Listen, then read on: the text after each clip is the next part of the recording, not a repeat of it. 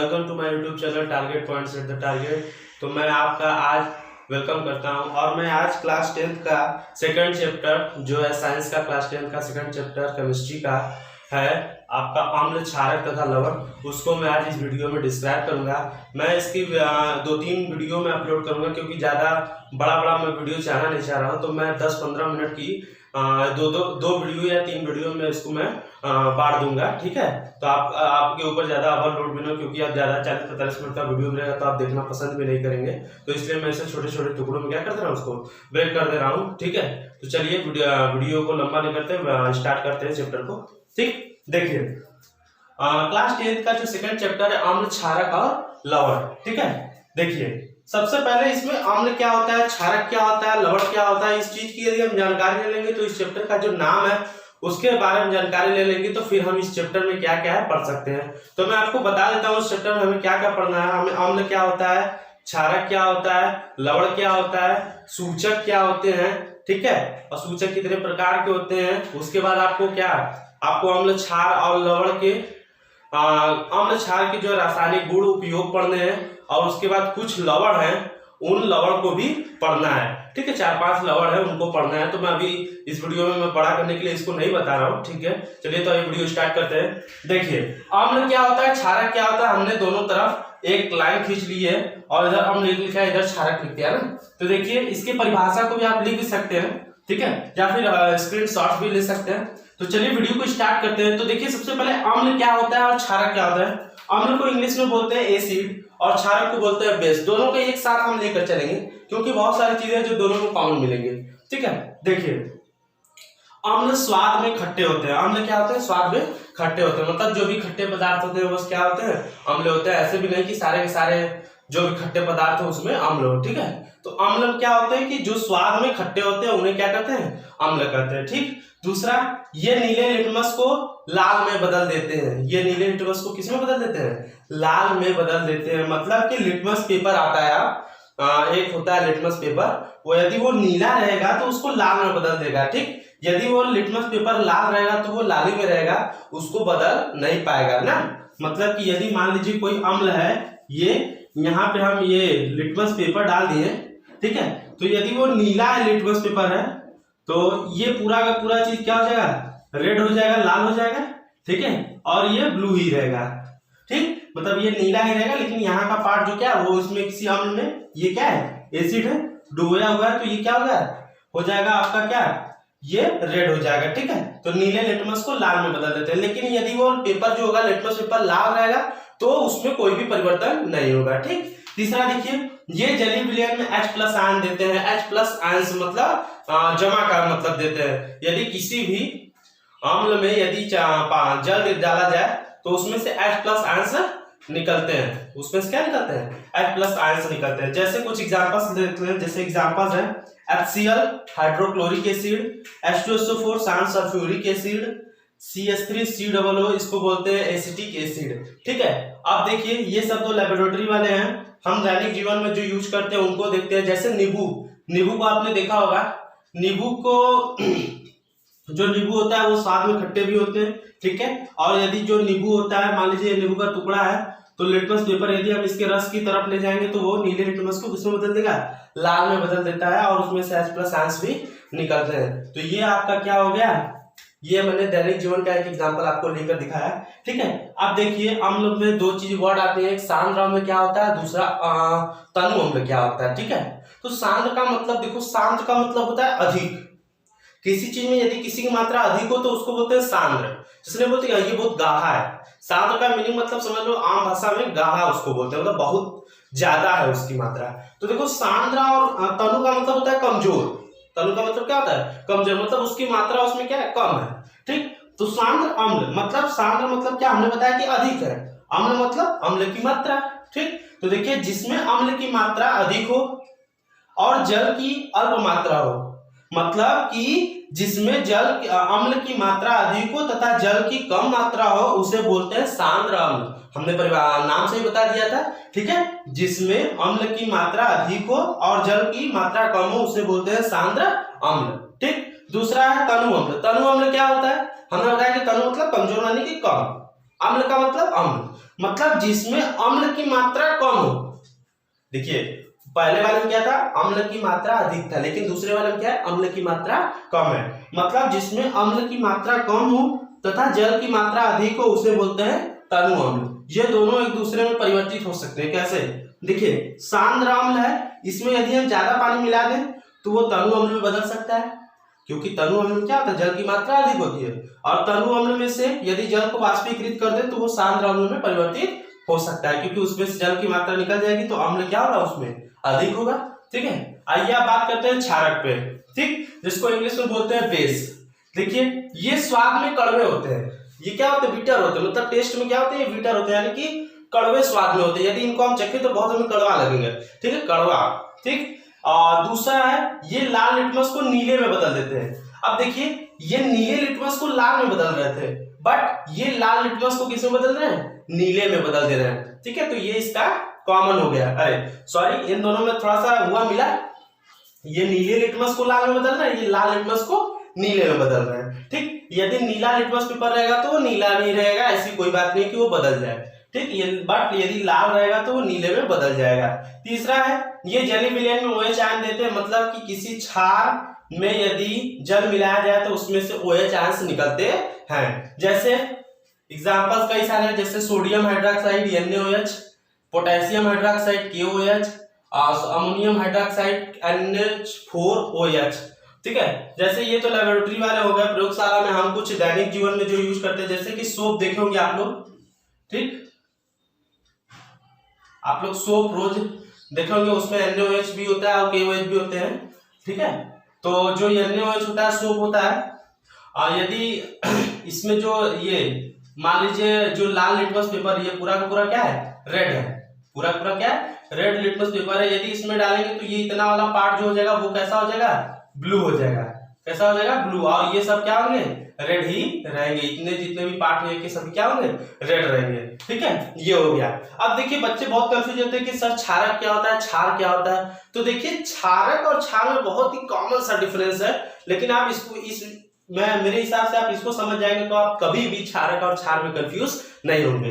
चलिए देखते हैं क्षार क्या होता है। देखिए दोनों का थीम क्या है, सॉरी, देखिए क्षार जल में घुलनशील क्षारक, मतलब ऐसे क्षारक आप जान ही रहे हैं क्या, कि ये सब परिभाषा जो तीनों हमने बताया, मतलब ऐसे क्षारक जो जल में घुलनशील हो क्षार कहते हैं। मतलब कि ऐसे क्षारक जो जल में क्या हो, घुल जाए, घुलनशील हो, विलीन हो जाए, उनको बोलते हैं क्षार बोलते हैं। क्या बोलते हैं, उन्हें क्षार बोलते हैं। जैसे सोडियम हाइड्रोक्साइड है, वो साबुन में होता है।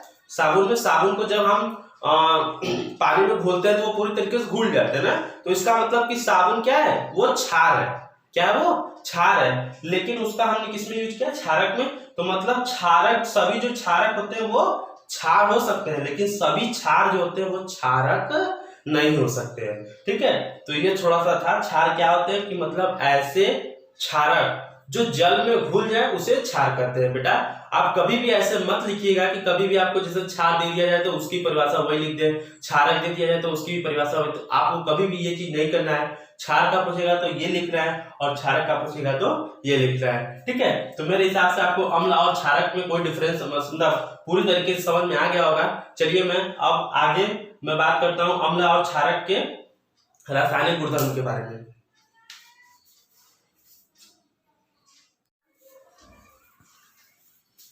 आइए अब हम बात करते हैं अम्ल व क्षारकों के रासायनिक गुणधर्म के बारे में। ठीक है, तो देखिए अम्ल जो होता है और जो क्षार हमने दोनों एक साथ ले लिया, ये अम्ल के और क्षारक। सबसे पहला हम लेते हैं धातु की क्रिया अम्ल व क्षारक के साथ। ठीक है, मतलब धातु की अम्ल व क्षारक के साथ अभिक्रिया। ठीक, धातु जैसे आप जान रहे हैं कि फेरस हो गया, पोटेशियम है, सोडियम है, Zn है, जिंक है। हमने 3-4 धातुएं यहाँ पे लिख दी है। धातुएं तो कई होती है, जानते होंगे आप। ठीक, यहाँ हमने 3-4 धातुएं के नाम लिख दिए हैं। अब उसी की क्रिया जो है अम्ल के साथ भी करानी है और क्षारक के साथ भी करानी है। ठीक, तो देखिए अम्ल के साथ कराएंगे तो क्या होगा, जब किसी अम्ल की क्रिया धातु के साथ कराते हैं, देखिए अम्ल प्लस धातु, तो वो पहले इस पे ध्यान मत दीजिए, आप केवल इस पे ध्यान दीजिए। ठीक, जब किसी अम्ल की क्रिया धातु के साथ कराते हैं तो वो लवण और जल बनाता है। लवण और क्या बनाता है, सॉरी जल नहीं, हाइड्रोजन गैस बनाता है। लवण और हाइड्रोजन गैस बनाता है। तो हमने मान लिया कोई भी अम्ल ले लिया, जैसे HCl हाइड्रोक्लोरिक अम्ल ले लिया हमने, और धातु एक ले लिया हमने वहां से Zn यानी कि जिंक। ठीक, तो जब हम इन दोनों को उठाएं, ठीक, तो देखिए यहां से हमने हाइड्रोजन को निकाल दिया ना, यहां से हमने हाइड्रोजन को निकाल कर किसके पास दे दिया, यहाँ पे आ गया। ठीक, अब जो भी हाइड्रोजन निकलेगा गैस के फॉर्म में H2, तो यहाँ पे हमने 2 लगा दिया। ठीक, अब देखिए क्या बचा, Zn बचा और क्या बचा, Cl। ठीक, अब Cl कितना है, यहाँ पे 2 है, ZnCl2, तो हमने ZnCl2 यहाँ पे लगा दिया। ZnCl2 एक क्या है, लवण है, हाइड्रोजन गैस निकल गया। ठीक है, तो ये आपको समझ में आ गया होगा। अब देखिए क्षारक के साथ, तो क्षारक के साथ अभिक्रिया देखेंगे, तो जब क्षारक किसी धातु के साथ अभिक्रिया करता है तो वो भी लवण और हाइड्रोजन गैस का निर्माण करता है। ठीक है, मतलब वो भी लवण बनाएगा और वो भी हाइड्रोजन गैस बनाएगा। तो कोई क्षारक ले लेते हैं, जैसे हमने NaOH ले लिया। ठीक, अब देखिए धातु ले लेते हैं Zn, क्या ले लेते हैं, Zn। अब देखिए हमने क्या किया, हाइड्रोजन गैस निकालना, हमने यहाँ से 2 हाइड्रोजन गैस यहाँ पे निकाल दिया, इसलिए क्या लगा दिया है, 2। अब देखिए जो जो चीज बचा है बस हमको वहां पे लिखना है। Na कितना बचा है, 2, Zn कितना बचा है, 1, और O2 O ऑक्सीजन देखिए यहाँ पे 2 है ना, तो यहाँ पे जो Na2ZnO2, यहाँ पे हमने लिख दिया क्या, Na2ZnO2। यहाँ पे हमने धातु की क्रिया, धातु की जो क्रिया अम्ल व क्षारक दोनों के साथ कराया, तो दोनों के साथ जब कराते हैं तो लवण और हाइड्रोजन गैस बनता है। तो यहाँ पे ये लवण बना और यहाँ पे ये लवण बना है। ठीक है, तो ये था पहला। आइए देखते हैं दूसरा। आइए हम अम्ल व क्षारक के रासायनिक गुण में हम आगे बढ़ते हैं, तो देखते हैं कि अम्ल व क्षारक जो होते हैं वो धातु कार्बोनेट और धातु बाइकार्बोनेट के साथ जब अभिक्रिया करते हैं, रिएक्शन करते हैं, तो क्या देते हैं। ठीक है, तो देखिए सबसे पहले धातु कार्बोनेट क्या होते हैं, सबसे पहले समझ लीजिए। तो धातु कार्बोनेट मतलब कि कोई भी धातु हो, धातु जैसे Na, K, कोई भी धातु हो, यदि वो कार्बोनेट के साथ मिल जाए, कार्बोनेट मतलब CO3, वो कार्बोनेट के साथ मिल जाए तो उसको बोलते हैं धातु कार्बोनेट। उसको क्या बोलते हैं, धातु कार्बोनेट उसको बोलते हैं। ठीक है, अब देखिए धातु बाइकार्बोनेट क्या होता है, धातु ही होगा उसमें भी, लेकिन बाइकार्बोनेट का मतलब होता है, बाई जहां लगता है वहां बोलते हैं मतलब यच, मतलब कोई धातु भी होगा, ठीक, और कार्बोनेट भी होगा, लेकिन उसके बगल, उसके बीच में क्या होगा, हाइड्रोजन होगा, तो उसको बोलेंगे धातु बाइकार्बोनेट, या इसको बोलते हैं धातु हाइड्रोजन कार्बोनेट। ठीक है, तो आइए इन दोनों को हम अच्छी तरीके से समझते हैं।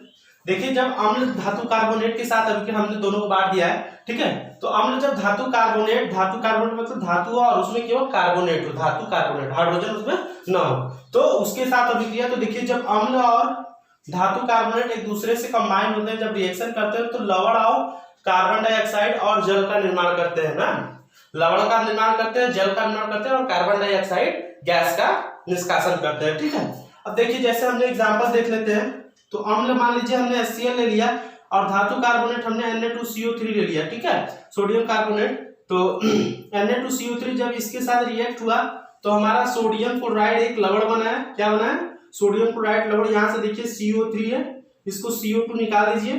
ठीक है, अब यहाँ एक ऑक्सीजन बचा, 2 हाइड्रोजन यहाँ है, यहाँ पे ला कर दे दीजिए, 2 H2 हो गया। ठीक है, अब देखिए क्या बचा हमारा Na और Cl, तो हमारा NaCl हम यहाँ पे रख देंगे। ठीक है, तो देखिए हमारा ये रिएक्शन थोड़ा बैलेंस नहीं है शायद, 2 1 3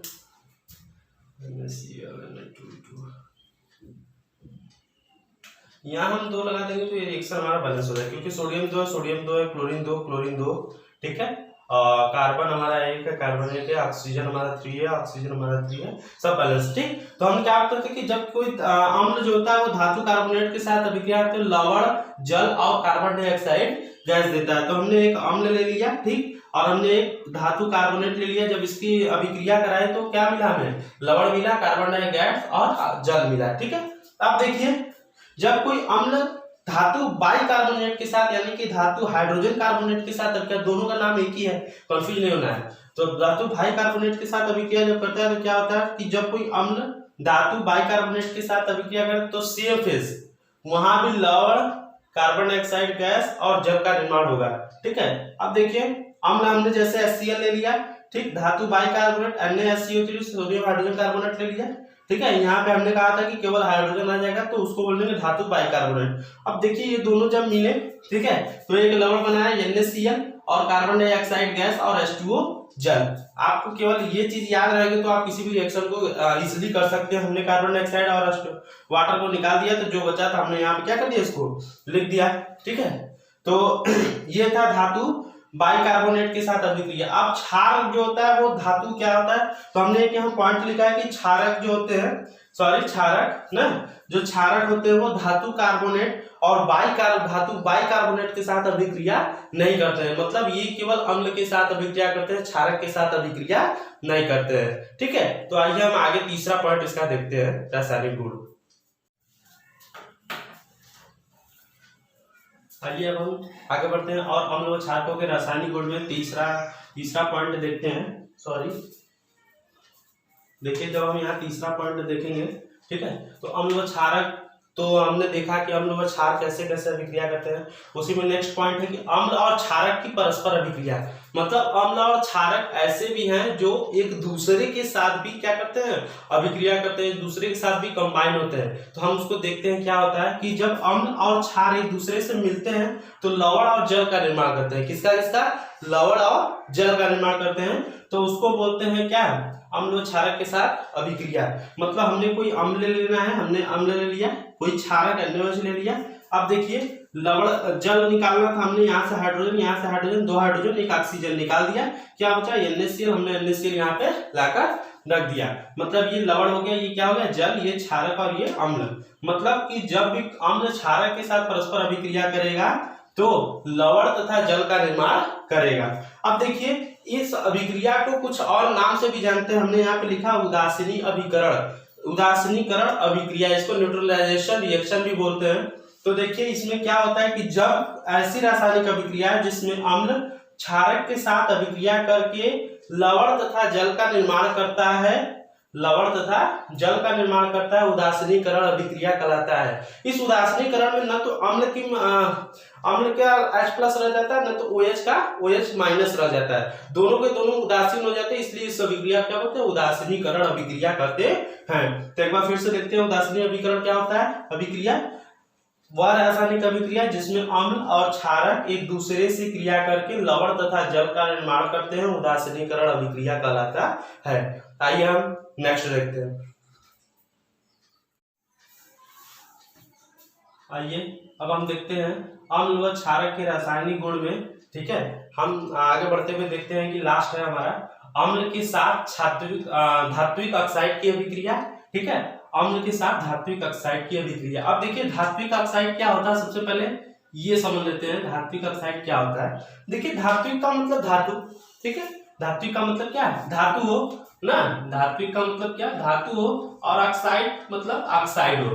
कोई भी धातु, जैसे हम Cu ले लेते हैं और ऑक्साइड का मतलब ऑक्सीजन, तो मतलब ये Cu और ऑक्सीजन मिल जाएगा तो उसको बोलेंगे धात्विक ऑक्साइड। क्या बोलेंगे, धात्विक ऑक्साइड। और ये कैसा नेचर का होता है, ये क्षारक होता है। ये कैसे नेचर का होता है, ये क्षारक के नेचर का होता है। ठीक है, अब देखिए इतना पॉइंट यदि आप समझ गए तो आप अच्छे से इस रिएक्शन को कर सकते हैं। देखिए कैसे, धात्विक ऑक्साइड जब किसी अम्ल के साथ ना अभिक्रिया करता है तो लवण तथा जल का निर्माण करता है। सॉरी यहाँ पे प्लस रहेगा, लवण तथा जल का निर्माण करता है। आप सोचेंगे कि आप कैसे सब लवण जल आ गए। देखिए हमने कहा कि धात्विक ऑक्साइड जो होते हैं वो किस प्रकृति के होते हैं, क्षारक प्रकृति के होते हैं। ठीक है, तो क्षारक जब किसी अम्ल के साथ अभिक्रिया करता है तो लवण और जल ही तो बनाता है। अभी हमने इसके नेक्स्ट वाले में देखा था कि जब परस्पर अभिक्रिया करते हैं अम्ल और क्षारक तो क्या बनाते हैं, लवण और जल। तो ये चीज मिल गया हमें। ठीक है, जैसे आप कोई धात्विक ऑक्साइड जैसे कॉपर ऑक्साइड ले लेते हैं, CuO, एक अम्ल हमने ले लिया हाइड्रोक्लोरिक एसिड, जब इसके साथ हमने अभिक्रिया कराया तो जल हमारा निकल गया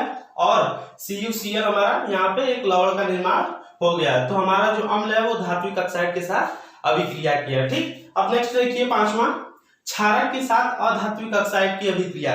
मतलब जो अम्ल होता है वो धात्विक ऑक्साइड के साथ अभिक्रिया करता है और क्षारक जो होता है अधात्विक के साथ। अब यहाँ पे भी समझ लेते हैं कि अधात्विक ऑक्साइड क्या है।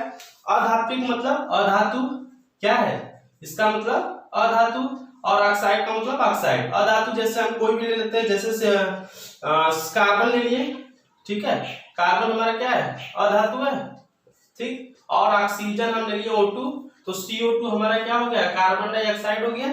ये क्या हमारा एक अधात्विक ऑक्साइड है, मतलब क्या इसमें अधातु, इसलिए इसको बोल दिए अधात्विक ऑक्साइड। अब देखिए धात्विक ऑक्साइड यदि क्षारक प्रकृति का है तो ये किस प्रकृति का होगा, अम्लीय प्रकृति का होगा। कैसा होगा, अम्ल प्रकृति का। तो मतलब जब कोई क्षारक यहाँ अधात्विक ऑक्साइड के साथ अभिक्रिया करता है तो लवण और जल का निर्माण करता है। आप जान गए होंगे कि अधात्विक ऑक्साइड जब अम्ल है तो ये जब अम्ल और क्षारक मिलता है तो क्या बनता है, लवण और जल। अब देखिए एक एग्जांपल देख लेते हैं। क्षारक है हमारा CaOH ट्वाइस कैल्शियम हाइड्रोक्साइड, अधात्विक ऑक्साइड हमने ले लिया कार्बन डाइऑक्साइड। ये दोनों जब आपस में मिले तो CaCO3 कार्बन कैल्शियम कार्बोनेट का निर्माण हुआ। ये एक प्रकार का क्या लवण है और ये हमारा जल। ठीक है, आई होप ये इस वीडियो में आपको सारी चीजें क्लियर स्पष्ट हुई हो। यदि आपको कोई चीज प्रॉब्लम है तो इस वीडियो के डिस्क्रिप्शन में मेरा व्हाट्सएप नंबर है, उस व्हाट्सएप नंबर पे आप मुझे फॉलो करें। व्हाट्सएप नंबर पे आप मैसेज दें और कोई भी चीज की यदि जानकारी उसमें नहीं हो तो मैं फिर से आपको चैट के द्वारा या किसी के द्वारा बता सकता हूँ। ठीक है, तो ये आपको अच्छी तरीके से समझ में आई होगी। तो आप हमारे channel target point set the target को आप चैनल को सब्सक्राइब करें, लाइक करें और शेयर करें, और ताकि अन्य बच्चे भी जो है वो वीडियो को देख सके। ठीक है, और अपने सभी दोस्तों को जो क्लास 10th है, 9th है, 11th है, 12th है, सारे वीडियो केमिस्ट्री का जो भी चैप्टर है मैं इसी channel target point set the target पे अपलोड करूंगा। तो इस चैनल पे बने रहिए और इस वीडियो को देखने के लिए धन्यवाद।